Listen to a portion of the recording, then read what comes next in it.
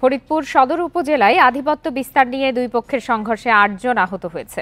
সকালে ফুসরা গ্রামে ২০টি বাড়িতে হামলা, ভাঙচুর ও লুটপাটের ঘটনা ঘটে। পুলিশ জানায়, রবিবার বিকালে এলাকার একটি পুকুরে মাছ ধরা নিয়ে হাশেম খান ও আক্কাস মাতুব্বরের সমর্থকদের মধ্যে কথা কাটাকাটি হয়। এরই জেরে সকালে হাশেম খানের সমর্থকরা দেশীয় অস্ত্র নিয়ে আক্কাস মাতুব্বরের বাড়িসহ তার সমর্থকদের বাড়িঘরে হামলা চালায়। এ সময় গরু, ছাগল সহ মালামাল নিয়ে যায় তারা। পরে আক্কাস মাতুব্বরের সমর্থকরা হাশেম খান ও তার সমর্থকদের বাড়িতে হামলা চালিয়ে ভাঙচুর করে। এতে উভয় পক্ষের ৮ জন আহত হয়েছে।